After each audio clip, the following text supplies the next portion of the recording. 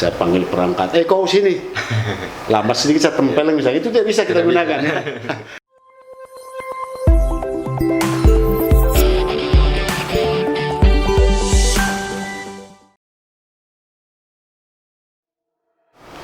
Assalamualaikum warahmatullahi wabarakatuh. Pemirsa, saat ini saya sedang berada di kantor Desa Batu Lawang yang letaknya di Kecamatan Pataruman, Kota Banjar, Jawa Barat. Dan kali ini di samping saya sudah bersama Bapak Kepala Desa Batu Lawang, yaitu Bapak Yosef Herawan. Apa kabar, Pak?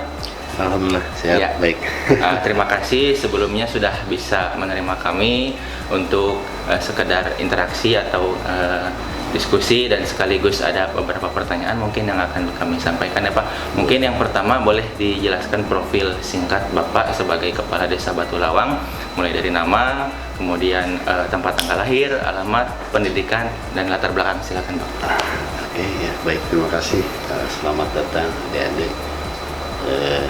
Alhamdulillah ya, kita dapat bertemu di sini ya. Singkat saja yang saya sampaikan.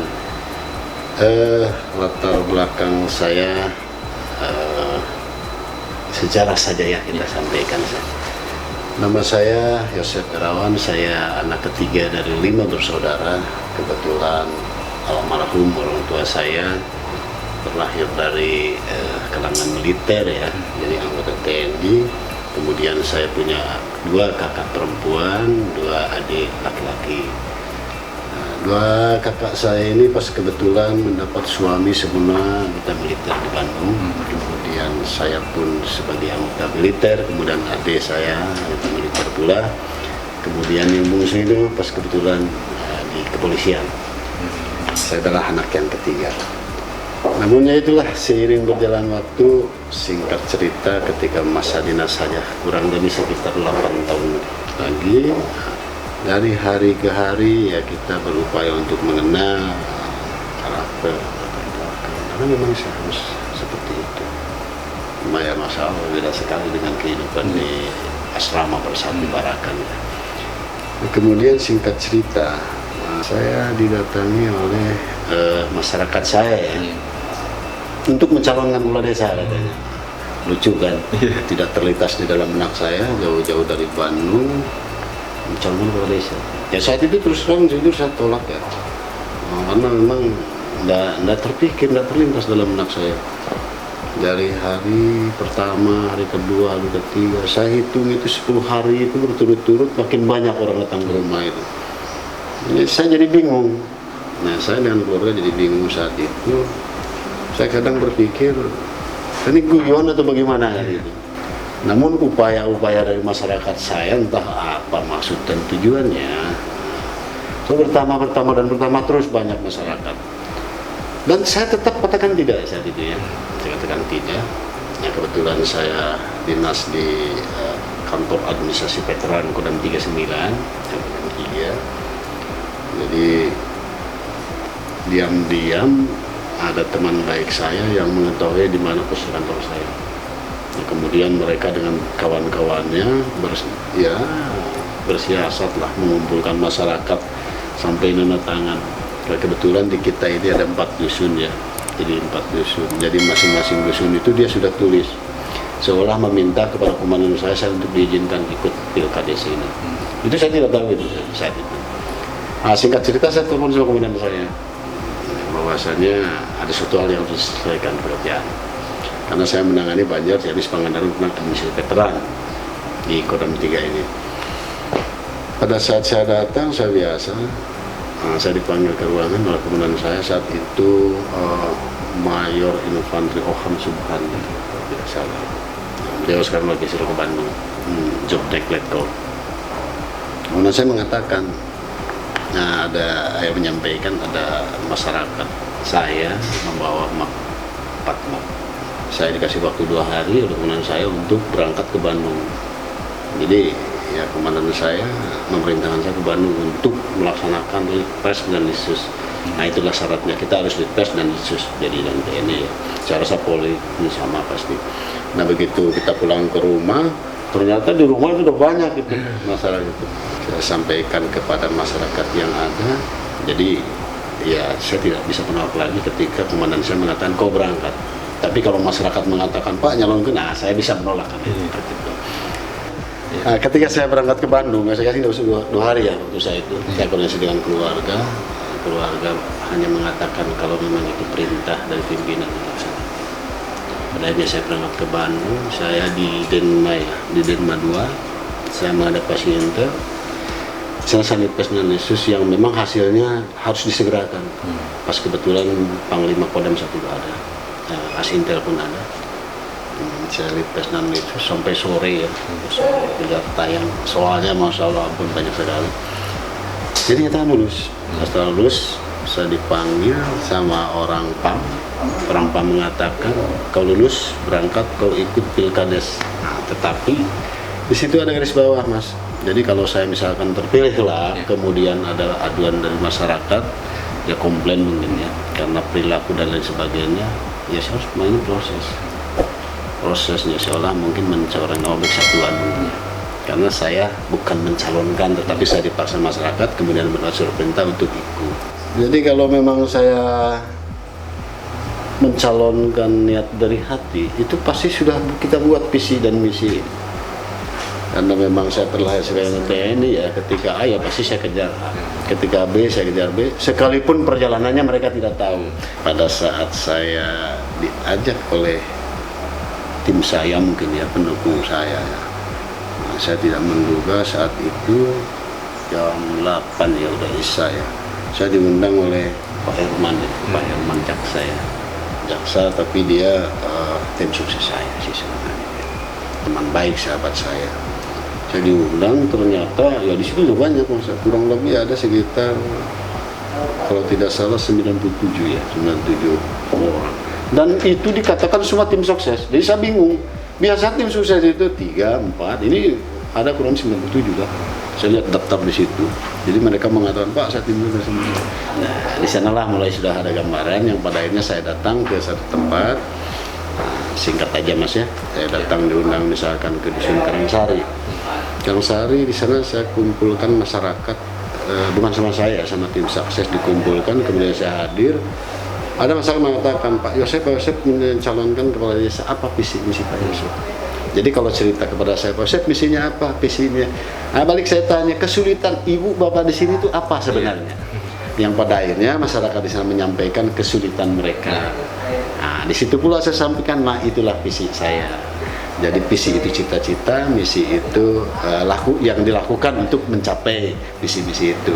Saya sampaikan, itulah visi saya untuk daerah Karangsari. Jadi untuk menyusun visi misi bukan dari diri pribadi, tapi melainkan dari suara masyarakat. Nah itu, jadi ketika saya mencalonkan baru saya membuat visi kan, dan misi. Menyambung dari visi misi, pas setelah mengetahui keluhan, kemudian laporan masyarakat, keluhan masyarakat, setelah mengetahui hal tersebut, lalu bisa dijelaskan Pak tentang secara garis besar kondisi Batu Lawang pada saat itu dan mungkin sampai saat ini seperti apa, boleh dijelaskan Pak? Oke ya, dari 4 dusun desa, dari satu desa Batu Lawang ada 4 dusun, di situ ada 27 RT dan semua saya datang 27 RT itu, sehingga dari 27 RT masyarakat menyampaikan kepada saya pun sehingga timbul visi saya. Visi saya bersama membangun Batu Lawang menuju masyarakat adil, makmur, sejahtera, berbudaya dan berakhlak mulia. Kenapa itu saya katakan visi? Karena itu cita-cita yang masyarakat inginkan. Misinya, ayo kita bersama-sama dengan cara jangan tinggalkan saya. Jangan tinggalkan saya. Terkadang ketika proses pemilihan banyak, tim sukses banyak, ketika terpilih mereka kembali kepada kehidupan masing-masing, kadang tidak respon dengan program pemerintah, padahal kami menjalankan cita-cita mereka. Potensi apa yang bisa digali oleh Desa Batu Lawang sehingga yang pertama dari segi ekonomi, sosial, budaya dan lain sebagainya yang bisa diangkat oleh Desa Batu Lawang menurut Bapak? Menurut saya secara garis besar saya tidak bisa menyampaikan utuh ya. Kenapa demikian? 4 bulan saya menjabat kepala desa ini dihadapkan dengan situasi dan kondisi yang virus ini ya, virus corona ini, pandemi 19 ini ya memang betul-betul berpengaruh terhadap visi saya. Jadi banyak hal ya, kalau tadi ditanyakan sama masnya tentang rencana ke depan saya. Kita sudah buat, kita sudah susun, kita sudah sesuaikan dengan fungsi atau tugas pokoknya masing-masing. Saya ingin di bawah kepemimpinan saya di situ ada perubahan lebih baik. Amin. Ya. Kemudian selanjutnya Pak, apa program yang belum dijalankan, sedang dijalankan, dan yang akan dijalankan ke depan? Yang direncanakan kita ini di 6 bulan pertama, kita mulai penyusunan personil, menempatkan personil perangkat sesuai dengan fungsinya, sesuai dengan karakter dan kemampuan yang ada. Di dalam 100 hari, saya sudah tertipkan personil, si staf ini kemampuannya di bidang komputer saya simpan sebagai operator, kemudian staf saya ini kemampuannya dari segi manajemennya ya tergantung spesiesnya saya terapkan. Jadi di situ ada perangkat desa yang secara otomatis bergeser ya, disesuaikan dengan kemampuannya. Itu di 100 hari saya ya. Nah, pas kebetulan saya baru 100 hari pun hari ini ya. Berarti pas video ini dibuat hari ini berarti tepat pada 100 harinya masa jabatan salah ya. Karena saya pun memang menghitung hari. Saya pun menghitung hari. Kedepan saya ingin mengaktifkan kembali destinasi wisata ya, karena memang sudah arahan, ada anjuran penekanan dari kota, satu desa satu wisata. Saya Desa Batulang mempunyai satu tempat wisata yang memang dulu sempat ramai ya. Taman wisata Servi ya, di Puncak Pagar Batu sana, Dusun Pagar Batu ya. Nah, alhamdulillah itu kita 10% kita sudah buat. Yang dulu pernah aktif kemudian tidak aktif. Nah, semenjak saya diangkat di kepala desa, saya berupaya untuk aktifkan itu. Baru 10% pengerjaan mungkin ya. Kalau dari presentasinya dan saya kumpulkan masyarakat. Cuma ya keburu ada ya COVID ini, makanya saya hentikan. Nah, berarti potensi yang akan digali mungkin dari segi pariwisata ya Pak ya, pariwisata, di Puncak Pagar Batu ya Pak. Iya. Nah, nanti mungkin bisa kita buatkan videonya dan kita ulas nanti wisatanya nanti seperti apa ya Pak ya. Okay. Nah, kemudian selanjutnya Pak, bagaimana perasaan Bapak sebelum dan sesudah jadi Kepala Desa Batulawang? Sekian puluh tahun saya bersosialisasi, berkomunikasi dengan jajaran TNI, baik itu rumah pun mungkin dibarakan seperti yang saya sampaikan. Ketika saya berpindah saja ini sudah ada sedikit canggung ya, ketika kita biasa, kalau kita berbiasa berkomunikasi dengan kalangan kita, itu bahasa Indonesia kita gunakan. Kemudian bahasanya memang harus kenceng ya. Ketika kita di sini yang selalu ya agak anu juga, perlu waktu juga. Nah begitu masuk di desa pun demikian Mas. Nah, kalau saya di kantor kalau saya bilang, kau sini pasti dia datang dengan tata cara dan etika ya, tata cara etika di satuan itu sangat berbeda dengan di desa. Kalau di desa saya panggil perangkat, kau sini, lambat sedikit saya tempeleng misalnya, itu tidak bisa kita gunakan. Saya pakai ya 0,sekian% di sini. Jadi satu hal yang positif pada saat Bapak menjabat, mungkin dari kebiasaan militernya bisa diterapkan di ya saya terapkan hanya 0,sekian% ya. Maksud tujuannya agar mempunyai rasa disiplin, mempunyai satu rasa. Yang pada ini saya punya keyakinan ketika cara itu saya terapkan untuk mencapai visi saya bisa cepat tercapai. Nah kemudian selanjutnya apa suka duka Bapak setelah menjabat sebagai Kepala Desa Batulawang? Suka duka ya, sukanya ya kalau di militer itu Yosep kau sana berangkat, berhasil tidak berhasil saya katakan sudah dilaksanakan seperti itu ya. Berarti pimpinan komandan saya yang tanggung jawab ya. Itu sukanya sebatas menurut kewajiban, apapun yang terjadi saya sampaikan siap sudah dilaksanakan komandan. Tetapi kalau di desa sini ya terkadang kalau saya memerintahkan perangkat saya karena mungkin saya saya tunggu pekerjaanmu simpan di meja saya misalkan, kemudian lambat saja, itu terkadang hati kecil saya tidak terima. Nah itulah ya. Jadi memang harus mulai saya belajar di sana ya, belajar di sana. Jadi kalau di sini saya hanya bisa menilai, please tolonglah saya ingin secepatnya ini selesai. Nah, sehingga Sekdes saat itu ya berupaya untuk menyesuaikan apa yang saya ingin. Ya alhamdulillah.